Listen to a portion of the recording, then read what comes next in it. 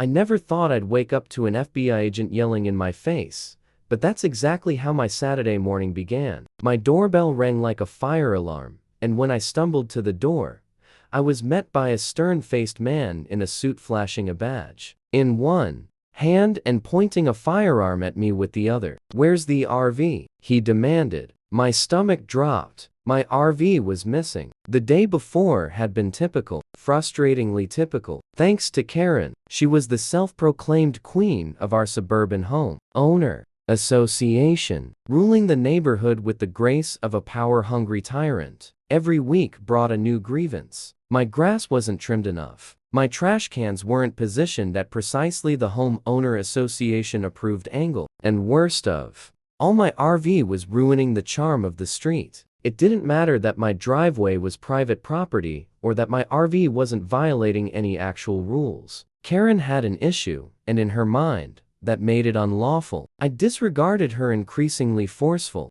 warnings about my RV, knowing it wasn't just an ordinary weekend vehicle. What Karen didn't know was that the RV was actually a mobile FBI command center disguised to monitor a dangerous cartel operation. I'd agreed to keep it stationed in my driveway. For a few weeks after being approached by FBI agents, my job as an IT consultant led to this bizarre arrangement. After I'd unintentionally helped them track cartel communications, the agents assured me a decent payment in exchange for keeping their surveillance unit secure under my supervision. Seemed simple enough, but nothing is simple when Karen is involved. On Friday morning, as I left for a weekend business trip, I noticed Karen lingering near my driveway, arms folded and her phone in hand. I should have known better than to overlook the smug look on her face. Apparently, Karen had decided she'd had enough of my RV spoiling her view while I was out of town. She had it towed. But Karen, in her endless thirst for authority, didn't just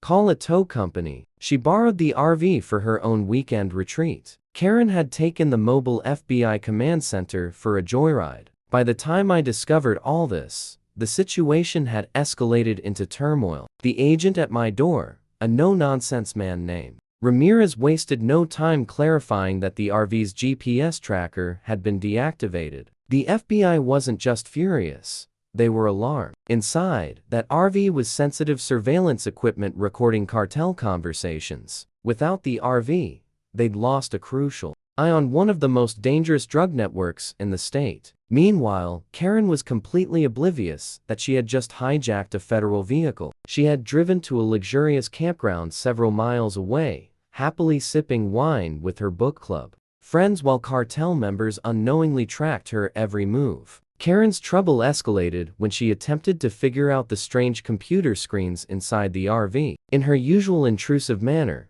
she pressed buttons she didn't understand unintentionally. Activating a surveillance beacon, the RV automatically transmitted cartel conversations back to the FBI and, to Karen's horror, also revealed her location. In short, Karen had unknowingly alerted a group of violent criminals that she was eavesdropping on them. The cartel assumed Karen was a federal agent, a very loud, obnoxious, and clueless one. Back at my house, Ramirez and I were racing against time. The cartel had tracked Karen to her campground. As Ramirez shouted orders over his radio, I pictured Karen sitting in a lawn chair, sipping Chardonnay, scolding some unfortunate camper for parking too close to her picnic table. Meanwhile, cartel enforcers were preparing to eliminate her permanently. When we finally reached the campground, the scene was mayhem. Karen's idea of blending in had been to accuse random campers of acting suspicious. She mistook an innocent family in matching hiking outfits for cartel operatives and loudly ordered them to vacate government property. Naturally,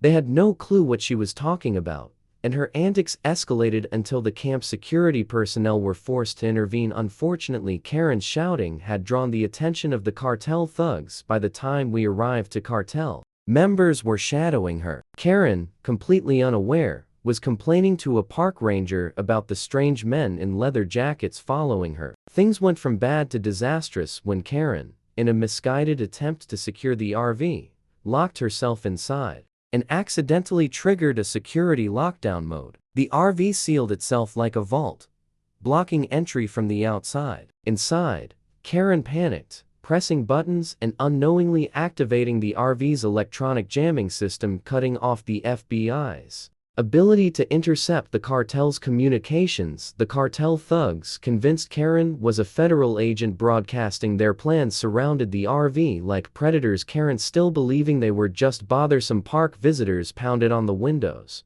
and threatened to report them to the campground management. By the time Ramirez and I arrived, the situation was hanging by a thread. We found Karen inside the RV, furiously waving her cell phone like a weapon, while two cartel enforcers debated smashing the RV's windows. Ramirez's gun drawn moved swiftly, but Karen unintentionally worsened things further. Seeing Ramirez approaching, she mistook him for another suspicious intruder and sprayed her pocket-sized pepper spray through the RV's emergency ventilation hatch. The wind caught the mist, and one cartel thug staggered backward, blinded and coughing. The other tried to rush the RV door, only for Karen, in a fit of hysteria, to fling her oversized purse directly at his face. Unbelievably, the purse struck him square in the nose, knocking him to the ground just as FBI reinforcements swarmed in. In the aftermath, Karen was convinced she had been the hero. She proudly narrated how she defended the campground from dangerous criminals, completely unaware she had nearly gotten herself killed and sabotaged a month-long FBI operation. Ramirez made it clear Karen's recklessness had almost jeopardized everything, but instead of acknowledging her mistake, she doubled down, loudly insisting the FBI should thank her for her fast thinking. The fallout wasn't pleasant. Karen faced a massive bill for towing and damaging federal property, but her greatest embarrassment came during the homeowner association meeting later that week, when Ethan played surveillance footage from the RV's cameras. The neighborhood watched in stunned silence as Karen pepper sprayed a gust of wind, screamed at random tourists, and proudly declared her intent to report Agent Ramirez to the campground management. For weeks, Karen avoided the street entirely. Every time I saw her car approaching, it miraculously turned down a side road to avoid passing my house. But the biggest twist came weeks later. The FBI recovered Karen's oversized purse, which had miraculously contained a USB drive, one that cartel members had unknowingly slipped into the RV days earlier. The drive held encrypted communications that the FBI had been chasing for months. Karen, in her chaotic mess of accidents, had unwittingly saved the day. Now, whenever Karen tells the story, she portrays herself as a suburban hero, a vigilante in sandals who single-handedly outwitted the cartel. No one believes it, but if you walk through our neighborhood today, you'll notice something amusing. Karen never complains about my RV anymore. Agent Ramirez's face was a mask of irritation as he drove, his fingers drumming anxiously on the steering wheel. I sat silently beside him, unsure whether to feel more furious at Karen's recklessness or fearful for her safety. The cartel wasn't known for leniency, and if they believed Karen was an FBI agent meddling with their operation, things could turn deadly fast. The RV's GPS signal had disappeared after Karen's clumsy button mashing triggered the jamming system, so we were flying blind. We reached the campground just as dusk settled in, casting long shadows across the gravel roads. The place was bustling with families cooking over fires and kids playing tag between tents. Completely oblivious to the tension building, Ramirez's jaw tightened as he examined the scene. The cartel thugs were somewhere here. We just had to locate them before they reached Karen. As we walked through the campground, I couldn't help but reflect on the ridiculousness of it all. Karen had always been a nuisance in my life, but her ability to escalate minor situations into full-scale catastrophes was almost impressive. I couldn't fathom how she had managed to create such a perfect storm of bad choices. Knowing Karen, she probably still believed she was in the right, lecturing innocent campers and griping about the hooligans disrupting her weekend. We found her RV parked at the edge of the campground, stationed under a cluster of trees. The emergency lockdown system had transformed the vehicle into a fortress. The reinforced doors were sealed and the tinted windows concealed any movement inside. Ramirez muttered a curse. If Karen was panicking, which was almost inevitable,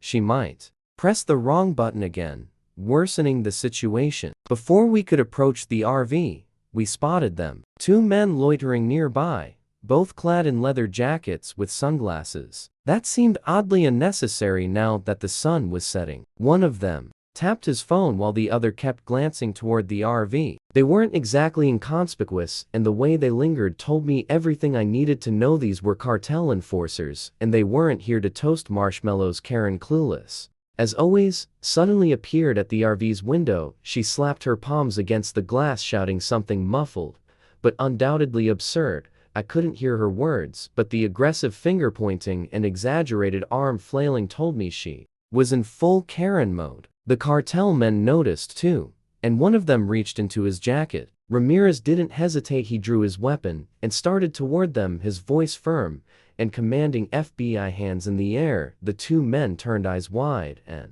bolted in opposite directions. Ramirez sprinted after one of them, while I froze, unsure what to do. The second cartel thug was running straight toward me. Instinctively, I reached for something, anything, and my hand closed around a rusty folding chair someone had left near a fire pit. With no better idea, I swung it as hard as I could just as the thug passed. The chair struck him across the chest, knocking him off balance and sending him crashing into the dirt. I half expected him to jump back up swinging, but to my relief, Ramirez's backup arrived moments later, restraining the man before he could recover. Ramirez returned shortly after, panting and shaking his head. The other thug had escaped, but at least one had been caught. Ramirez's backup team swarmed the campground, securing the area. For a moment I felt relief, until Karen's muffled shouts pulled me back to reality. She was still inside the RV, undoubtedly thinking she was the hero of the day. With the area secure, Ramirez began working on disabling the RV's security lock. Inside, Karen was pacing restlessly, her phone pressed to her ear. Through the window, I'd see her yelling, clearly arguing with someone, probably campground management or maybe a distant homeowner association board member. She thought could fix the situation. In true Karen fashion, she had no clue the danger she'd been in. When Ramirez finally cracked the security system and unlocked the RV door, Karen stormed out like a raging storm cloud. Her face was flushed red, her sunglasses perched crookedly on her head. About time, she snapped. I've been trying to call the authorities for an hour. Those troublemakers have been following me, and your so-called police presence has been completely ineffective. Ramirez blinked at her, momentarily speechless. Ma'am, he began, with the calm tone of someone who's been tested beyond patience. Those troublemakers were cartel members attempting to eliminate you? Karen snorted. Don't be absurd. They were just shady campground visitors. I told security to remove them, but no one listens to me around here. She paused, then added smugly, but I frightened them off myself. I gave one of them a good blast with my pepper spray, and the other one ran away like a coward. It took everything in me not to laugh. Karen's so-called bravery had been pure luck and complete foolishness. Ramirez sighed and walked away to report the situation. Karen turned to me and wagged a finger. And you? She barked. I told you to relocate that RV weeks ago. This whole disaster could have been prevented if you just followed the regulations. I'm filing a formal complaint with the homeowner association. I stared at her in disbelief. Karen, I said slowly, you stole an FBI command center, accidentally broadcast your location to cartel members, and nearly got yourself killed, and you still think this is my fault? Karen crossed her arms, looking genuinely insulted. Well, I didn't know it was an FBI vehicle, she muttered. You should have put a sign on it or something before I could respond. Ramirez returned, his face serious. We've got a problem, he said. The cartel member that escaped, he's still in the vicinity, he thinks. Karen's a federal agent, and if he's desperate enough, he might make another move. Karen's smug expression wavered. Wait, you mean, they're still after me? That's exactly what I mean, Ramirez said, and until we track him down, we need you somewhere secure. Karen's confidence melted like sugar in boiling water. For the first time, she actually looked nervous. Well, maybe I could just go home, she suggested meekly. That's the first intelligent thing you've said all day, Ramirez muttered back at home. Karen locked herself inside her house and refused to answer the door for 2 straight days. I couldn't blame her. The cartel thug was captured later that week, thanks to the surveillance footage from the RV that had recorded everything. Karen shouting, her frantic gestures, and even her ridiculous attempt to fend off a cartel member with her oversized purse. When the chaos settled, Karen tried to reshape the story in her favor. She told anyone who would listen that she had fearlessly defended the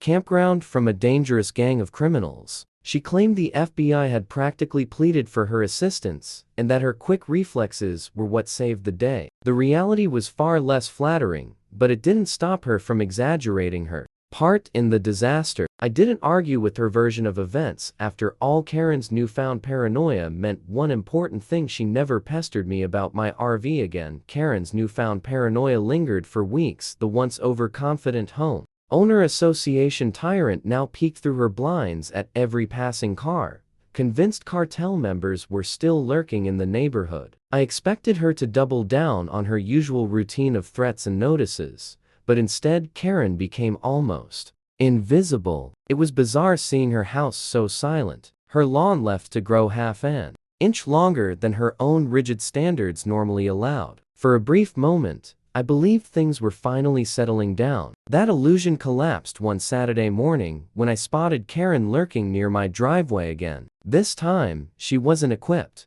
You had never escaped Karen's lips before. Reluctantly stepped aside and let her in. She perched on the edge of my couch like a bird ready to flee at the first sign of trouble. Her eyes darted to the window, and when I finally asked what was wrong, she took a deep breath and blurted it out. "There's a car," she said, "a dark sedan, parked down the street all morning. I think they're monitoring me." I wanted to laugh, but her face was pale and her voice wavered just enough to make me hesitate. Karen's paranoia might have been exaggerated, but she wasn't entirely wrong to be anxious. After all, the cartel had misidentified her as an FBI informant, and no one knew how deep their network extended. Still, I didn't imagine anyone wanting to retaliate against Karen, all people. Ramirez was back in town and still working nearby on the cartel investigation. I decided it couldn't hurt to let him know about Karen's suspicions. When I called, he answered on the first ring. "That car is one of ours," Ramirez said bluntly. "We've been keeping an eye on her house just in case. The cartel isn't reckless, but they're also desperate. We couldn't take any risks." I relayed the news to Karen, expecting her to feel reassured, but instead convinced herself her wild series of blunders had been part of some calculated master plan. Before I could protest, she was already strategizing aloud about working with the authorities to clean up the neighborhood. My stomach sank. Karen's tendency of overstepping boundaries was about to escalate. By the following weekend, Karen had turned her paranoia into a full-scale operation. She'd organized a neighborhood watch group, recruiting half the retirees on our block and supplying them with cheap walkie-talkies. She patrolled the streets in her golf cart like a self-appointed sheriff, reporting everything from stray cats to puzzled delivery drivers as suspicious activity. The real disaster started when Karen decided she needed to inspect the RV one last time. Despite having no jurisdiction, and despite the fact that the FBI had explicitly warned her to stay out of their affairs, Karen couldn't resist her compulsive urge to interfere where she didn't belong. While I was out running errands, Karen retrieved a spare key from her self-proclaimed emergency kit and let herself inside the RV. She claimed later that she had intended to check for tracking devices, as if the FBI wouldn't have already done that in her usual clumsy fashion. Karen pressed buttons she shouldn't have touched. This time, she accidentally activated the RV's encrypted data relay system, a powerful broadcast designed to transmit sensitive data directly to FBI headquarters in case of emergencies. Unbeknownst to Karen, the system had been set to upload files linked to cartel communications, files that included identities, financial records, and even surveillance footage. By sheer luck, or more accurately, by sheer Karen-induced chaos, the files on that drive contained evidence the FBI had been pursuing for months. Inside Karen's oversized purse, the one she had notoriously thrown at a cartel thug during her campground fiasco, agents recovered a USB drive that cartel members had unknowingly stacked in the RV before Karen drove off with it. The drive was filled with encrypted cartel records that the FBI had been desperately trying to locate. Karen's careless antics had unintentionally handed them a jackpot of information. While the FBI was ecstatic, Karen took this as validation of her supposed crime-fighting instincts. The news spread like wildfire through the neighborhood. Karen paraded through the streets like a celebrity, telling anyone who would listen how her sharp thinking had single-handedly dismantled a cartel. Naturally, she omitted the part where she had nearly gotten herself and several agents captured in the process. The following homeowner association meeting was unforgettable. Karen arrived with a self-important grin, taking the podium to deliver a speech filled with exaggerated details of her so-called heroics. She described herself dodging gunfire that had never been fired, deceiving cartel operatives she had barely noticed, and fearlessly taking command of the RV like some kind of action movie protagonist. Half the audience seemed to believe her fabrication. The other half stared in stunned disbelief. When she finished, I calmly raised my hand. "Karen," I said, "you do realize there's a video recording of everything that happened in the RV, right?" Her smile stiffened. "Well, yes," she said, and you do realize that footage includes you pepper spraying the air by accident, locking yourself inside the RV, and nearly causing a full-scale FBI disaster with your reckless button pressing." "Right." The smug grin disappeared completely. Karen's face burned red, and for once she didn't have a retort. I played the footage for the entire room. Every moment of Karen's chaotic campground meltdown projected onto the wall. The crowd erupted with laughter, and for the first time, Karen sat in silence. The fallout was immediate. Karen, humiliated beyond repair, withdrew from public life for a while. Her homeowner association rule collapsed, and most of her once loyal supporters deserted her after witnessing the footage. Karen still attempted to spin the story in her favor, but no one regarded her seriously anymore. Ironically, the FBI awarded me a bonus for my involvement, enough to pay for a full restoration of my driveway and a brand new security system. Karen's only consequence was a massive fine for interfering with federal property. Despite everything, the entire ordeal had an unexpected silver lining. Karen's obsession with neighborhood dominance vanished. She still lived next door, but for the first time in years, she remained to herself. No more warning letters. No more homeowner association tantrums. No more intimidating stares every now and then. I'd catch her peering through the blinds at every passing vehicle, her face a little paler and her demeanor more uneasy than before. The RV eventually disappeared from my driveway, its operation complete. Life finally returned to normal, or at least as normal as things could be when you've endured the madness that is Karen. Still, I didn't help but chuckle when I spotted a new bumper sticker on her car weeks later. It read, "Proud Neighborhood Warrior, some things never change."